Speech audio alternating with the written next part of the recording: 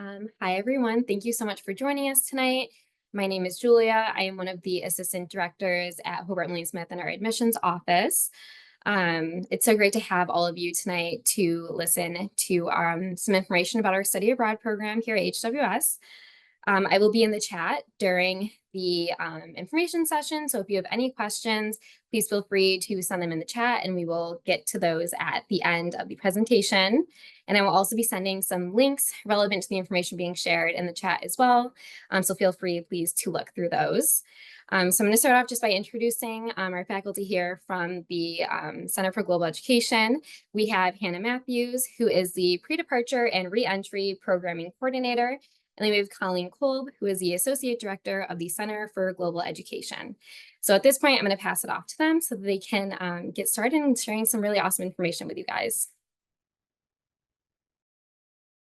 All right. Hi, everyone, and welcome tonight. We're so excited for you to be joining us to hear more about study abroad at HWS. My name is Colleen Kolb. My pronouns are she, her, and I'm, again, the Associate Director of our Center for Global Education, which is the office on campus that oversees our study abroad programs.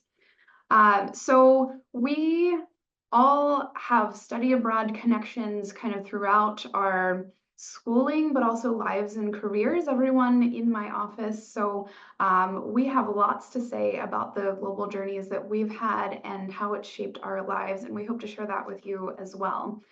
So I studied abroad myself in Copenhagen, Denmark. And it really shaped what I wanted to do from here. And that's part of why I'm so excited to share that kind of journey with you all as future students at HWS. So studying abroad is definitely a big part of the culture at Hobart and William Smith. There are about 60% or over 60% of our students at HWS who do study abroad as part of their degree here with us. Just to give you some sense of comparison, nationally across the United States, less than 10% of students have this kind of experience. And when you're thinking about a semester program, less than 4% of students in the United States have a study abroad experience. So when you think about the comparison of those smaller numbers to the over 60% that study abroad at HWS, it's something that's important to us, and we really show that in all dimensions of life on campus and how that carries to off campus as well. So just to kind of contextualize that, as you are walking around campus here, as you're in classes, as you are getting dinner in Saga, 2 out of every 3 students that you pass by will have had this kind of experience or will be getting ready to go on a study abroad experience. So we really encourage you to not just listen to what Hannah and I have to say here tonight, but to talk with students currently about where they've gone abroad, what their experience has been, what it's like to study in different countries around the world. So again, kind of thinking about this is not just this time where you go away and leave HWS for a semester or for a few weeks for a short-term program, but how is it incorporated into who you are as an HWS student and who you will be as an HWS alum, and how it connects to the greater campus culture here. So from here, I'm going to turn it over to Hannah for a bit. Hi, everyone. To reintroduce myself, my name is Hannah. I'm the Pre-Departure and Reentry Programming Coordinator at the Center for Global Education. My pronouns are she, her, and I studied abroad as both an undergraduate and graduate student in Florence, Italy. One of the reasons we have such a high level of participation on our campus in study abroad is the sheer variety of options that we offer. We have more than 40 programs in more than 30 countries, and that number increases, and that's semester programs, so that number goes up when you start counting the short-term programs as well. We also offer programs for every single major and minor on campus. So no matter what you are studying, we have a program that can give you credit towards that major or minor. Some students go abroad specifically to get credit for their major and minor. Some students go abroad for a more holistic kind of curricular-based experience. But we have options for you based on your academic interests or extracurricular interests, whether that be an internship component, service learning, teacher education program placement, all sorts of options there. When you go on our website, which is global.hws.edu, and that's linked in the chat as well, you can sort our programs by major or area of study, by country, by duration, academic year level, GPA requirements, all sorts of things to get a real sense of where you might want to go and what you might want to do.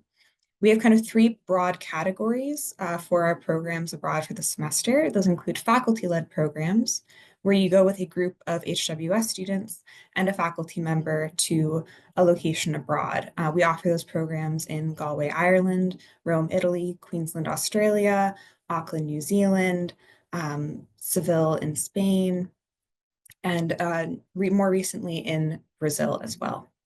So lots of options there, and those are great for students who might want a little bit of support or to go with a cohort of their peers. We also offer programs that are direct exchange with universities around the world, where you enroll as an international student at that university for a semester. Those programs typically have a pretty wide variety of courses or majors that they serve. But again, you can search that on our website as well. Those programs are typically kind of a higher level of independence, but there is still support on those campus for students who are studying abroad. We also offer partner programs where we work with a provider abroad whose purpose is to help American study abroad students or study abroad students more generally. In those programs, you might take courses at a center in that location or at a local university with other study abroad students, international students, and local students. So lots of options there as well. Those programs all have a variety of housing options, from host families to residence halls to apartment style living.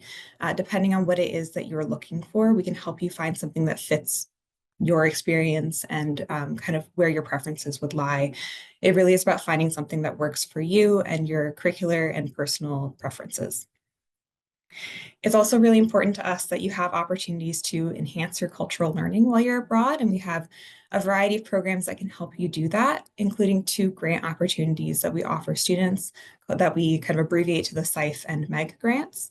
They're fairly similar. The MEG grant is specifically for our program in Maastricht in the Netherlands, whereas the SIFE grant is available for a wider variety of programs.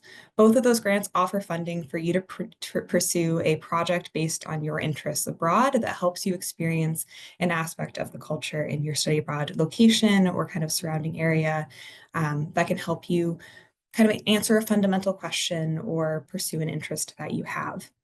It's also important to note that for our semester programs, your financial aid travels with you when you go abroad.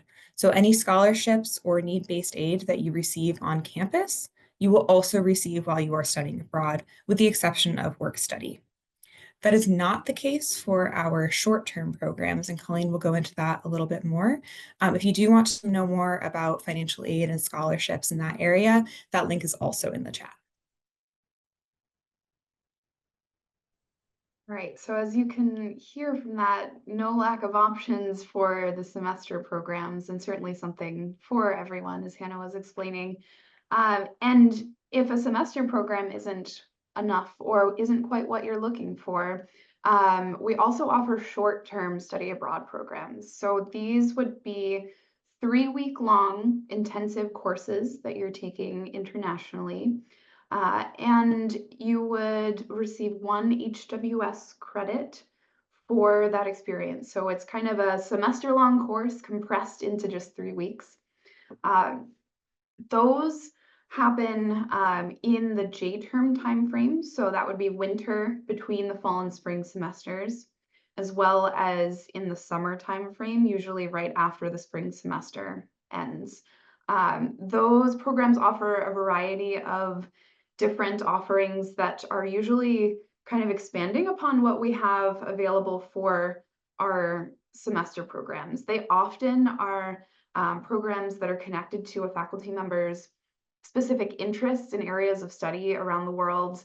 I just got back a couple of minutes before this meeting talking to a group of students who is going to Buenos Aires, Argentina this summer. And that group was just talking about what they're going to be doing in Argentina, connecting to national identity and how that comes out through art in Buenos Aires. So a really cool program there, but also many others that connect to a variety of regions and areas of the world, but also areas of study. Those programs being outside of the semester financial aid calendar have a different structure for scholarships and funding available. So as opposed to having all of that aid carry with you, like Hannah was describing for the semester programs, where the cost is essentially the same as being on campus, short-term programs offer a separate set of need-based scholarship funding that students can apply for to contribute towards the program fees separate from the semester. The nice thing about short-term programs at HWS is that we do not charge tuition for those courses. While you're still getting the academic credit for the courses, the expense is a program fee that includes tuition as part of that package. So a nice kind of cost savings model there. We try to make these programs as affordable and accessible to all of our students as possible. It's something we really prioritize as we're crafting and building program offerings for you all. All right, so a little bit about how to apply to all of these opportunities that we've been talking about, when that happens, how you can get started in that. Generally, you would apply for study abroad programs about 1 year in advance of when that program is taking place. So if you want to study abroad in the spring of your junior year, you would apply for that program in the spring of your sophomore year. That will allow time for you to take any prerequisite courses, or more importantly, to help us prepare you for intentionality in your time abroad. And Hannah is going to circle back to that in a little bit. But the short-term programs also follow a similar type of application deadline where you're applying a little bit less than 1 year in advance of those programs. So if you are ready to get started and go right into this, as a new first-year student, the first opportunity you would have to study abroad would be in the summer after your first year of college. So you would apply for those programs in the fall semester, just after orientation, kind of hit the ground running with that, to then study abroad as soon as the summer after your first year of college.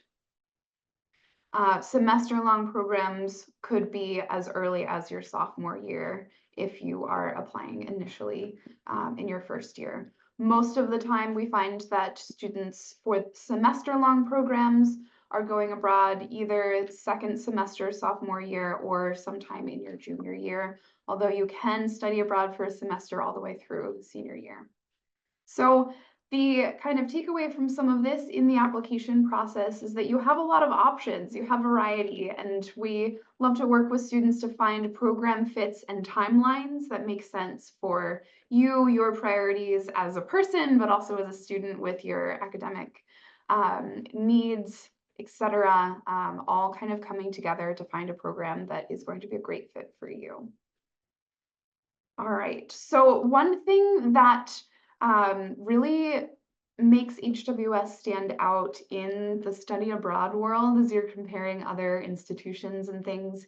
And our biggest pride point, I would say, is the pre-departure and re-entry programming that is kind of the hallmark of our office here. It's something that all of my colleagues think is super important because we don't want to, as I was sort of mentioning before, just say, get out of Geneva for a semester, leave, and then you'll come back. We want this to be a holistic experience for you. And before I start nerding out and talking more about it, I'm going to turn it over to Hannah because this is really representative of what her role is in our office. So we really want your study abroad to be a multi-semester experience, and that means applying the year before you go, And then the semester before you go, we have a variety of programming available to you to help you prepare for that experience so that you can get the most out of that experience. That includes our pre-departure orientation, which was actually just 2 days ago for students going abroad this coming fall. They're all very excited.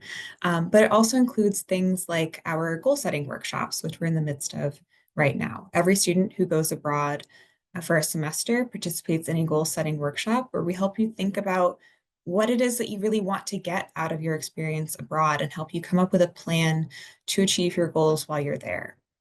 That also means meeting with students who have participated in your study abroad program and can provide a student perspective on what it's like to be abroad in your destination. While you're abroad, we send you those goals and we provide opportunities for you to share your experience while you're abroad, whether that be through some writing opportunities we have that I'll talk about more momentarily, or through our social media account. We're particularly active on Instagram, which is at HWS Abroad, which I think is also in the chat. But our students, while they're abroad, host Takeover Tuesdays to take you along on a day in their life while they're studying abroad. They also send us photos and videos all the time while they're there. And we always make sure to share those with our students on campus so that they can kind of get an idea of what it might be like to be abroad. When you come back, we'll reach out to you with a lot of opportunities to share your experience and continue reflecting on your experience. We have global ambassadors on campus who are really active in that program to tell other students about what it's like to go abroad and help prepare them for that experience. They talk to students at pre-departure orientation or at our info session. We also have students who work in our office who are really passionate about getting the word out about study abroad on campus and helping other students prepare for that experience or understand that experience. And they're really a wonderful resource available to you. When you come back, also, one of the things that you can do is submit work to the Aleph, which is our journal that we publish every single year. And that includes writing, artwork, photography, poetry, short stories, essays, a whole variety of things from students who have gone abroad. And that's available to you now online. Every single volume we've published. We have 18, we have 17 currently out. 18 comes out next month on April 15th. That will also be available online when it comes out. But that's a great way to get kind of a sneak peek into what it's like to be a student abroad and read some of the writing that students have written about their experience and that they've wanted to share about what it's like to be a student studying abroad. Lots of great reflections in there on the wonderful things that they've done, some of the challenges they faced, the people they've met, the unique things that they have done abroad. So that's a great opportunity for our students. We also host a photo contest every year. That'll happen next month. Students come back and host global cafes on campus, which are events where they share an aspect of the culture they experienced with other students on campus. There's a lot of different opportunities to share your experience, and that's kind of the moral of the story, which is that our students want to share what they did abroad and want to spread the word on campus about the opportunity and help everyone to benefit from what they have learned abroad. One last thing I kind of want to plug in that vein is that I hope a lot of you have heard about the Spark programs that you'll do once you arrive on campus during new student orientation. We have a Spark program that we offer, which is called Study Abroad in the Finger Lakes. And that's another great way to get introduced to study abroad and our office, and also help you understand that experiencing a new culture doesn't necessarily mean experiencing a new culture in another country, but in the new community you're joining here at HWS. So we're really excited to see you on campus and to help you get started on your own global journey. That's it for our presentation component. So I guess we'll open it up to questions. Awesome. Thank you guys both so much for sharing that information. So far, we have had one question come in through the chat, and I want to encourage everyone, if you have any questions, please feel free to send them in the chat and I can read them off. So one of the questions that we got is, does tuition exchange carry over to study abroad as well? It does carry over. So your tuition exchange, any financial aid that you have. One thing I didn't mention earlier that I would like to mention now is that we also offer additional scholarship funding or additional funding available to students to apply for to help cover some of those gaps, like visa fees, airline fees, the money that you're not making during work study, to just kind of fill in the space of the additional expenses that study abroad may carry. But any financial aid you receive, tuition exchange, all of that transfers when you study abroad for a semester. Awesome. Thank you. I guess another question that I'm wondering too is what would you say was the most influential or special experience that you had with study abroad? That's a really good question. Um, for me, when I studied abroad, I lived with a host family, and I still remember meeting them at the airport for the first time. And at the time, my 7-year-old host sister was hiding behind her mom's leg, not really being sure how to go about this stranger who was going to be living in her home for the next 4 months. But that family ended up being a really influential part of my time abroad, so much so that I ended up living with that same family for about 2 years combined. And I was just texting my host dad today. We still are in touch many, many years later. So I think for me, most influential kind of time is the people, the connections, and the memories that I shared with them and how that's impacted, honestly, the rest of my life.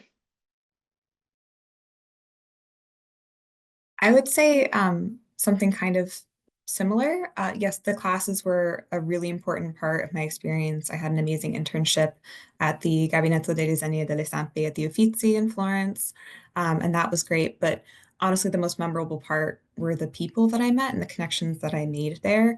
I lived with a host family also, but my primary connections were out in the city. I was a regular at a few different cafes, and it was kind of a really cool experience to have my little espresso sitting on the counter when I walked by on my way to class in the morning. Or one cafe owner asked me to watch her store while she ran out to get herself some gelato and all of that. And they would look out for us and always say hi when we walked by, or we got to know their families as well and their children. So that was definitely, for me, the most memorable part, and I'm still connected with some of them.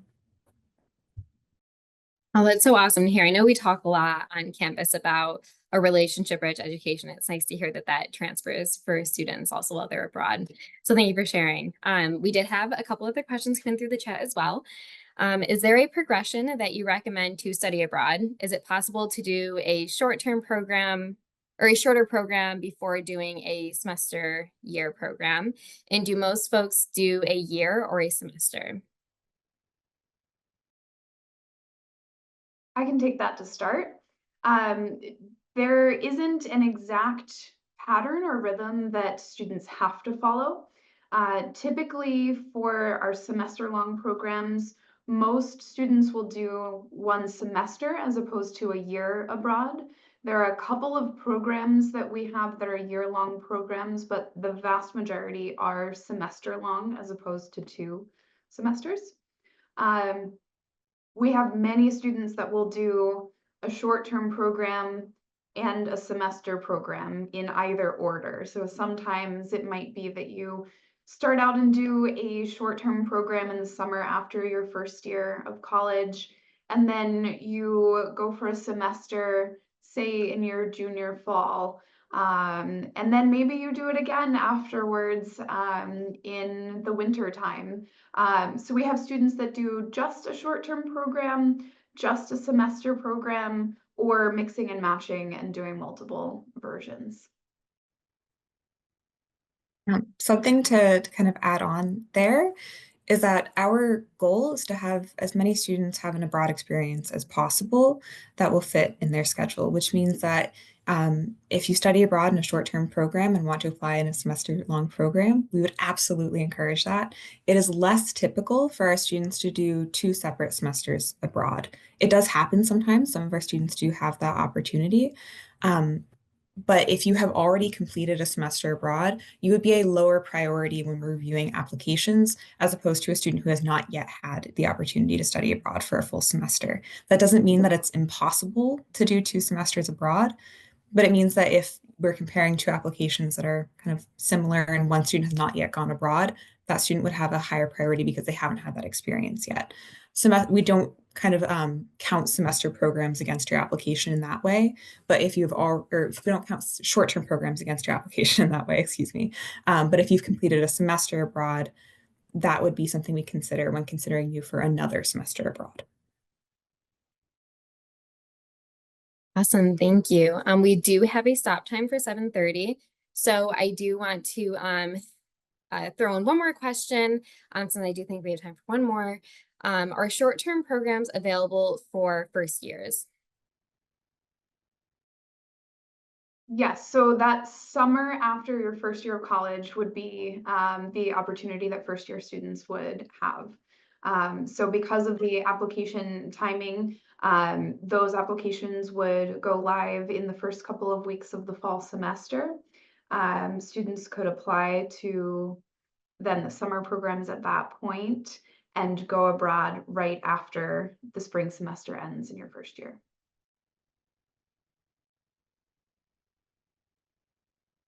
Awesome, thank you. I think we can squeeze in one more that we had come through. What is the reason that a student might not study abroad? Hmm. So there are a few reasons that students might consider studying abroad, maybe during the short term rather than the academic year, or students may perceive that they can't study abroad. Some of our student athletes initially think that they can't, and then we work with them to find a semester where they can go abroad or a short-term program that does work in their athletic schedule. And our coaches are pretty understanding about what a great opportunity this is and encouraging of their students to experience that semester abroad. Some students think they can't study abroad because of the major that they have, but we can work with them to find a program that will work for them. But it's really about planning ahead. So if you have some really specific requirements that you need to fill and you wait until your senior year to fill those requirements, you might not be able to get those particular courses abroad. But if you plan far enough in advance, and that's why we have you apply a full year in advance. One of the reasons you also have to do kind of a worksheet with your advisor to plan out the rest of your curriculum at HWS to make sure that you are meeting your graduation requirements with study abroad in mind. That's why we build in kind of all of those tools to help you plan out your curriculum and the requirements that you have to meet to graduate. But if you plan study abroad into your time at HWS from the start, there aren't very many cases where study abroad wouldn't be possible. And Hannah was talking about some of those kind of perceptions about finances or perceptions about academics or perceptions about athletics and not wanting to miss a semester as an athlete with your competition semester or practice semester. A really neat thing that we have with some of our programs is the adaptability with some academic schedules that are different around the world. So in some countries, the semester might not be from August to December and end there. So we have some kind of neat flexibility with calendars in some of our locations abroad that would allow for athletes to still compete in your on season during the semester and go abroad as well and kind of not miss one or the other of those opportunities. So sometimes there's a perception of student athletes having more difficulty doing that. And we really love when student athletes then talk with us to be able to find that option that works in an adaptive schedule so that you can do both. You can do the and. Mhm. Awesome. Well, thank you so much, Hannah and Colleen, for taking the time tonight to meet with us, with our prospective students and their families. Really appreciate your time and the information that you shared about study abroad at HWS. If anybody does have questions that we didn't get to or something comes up, I did drop emails in the chat. You can feel free to contact us and ask us any questions that you have regarding study abroad at HWS. So this does conclude our session for this evening. As I was saying, please reach out with any remaining questions. And otherwise, I hope everybody has a really awesome night.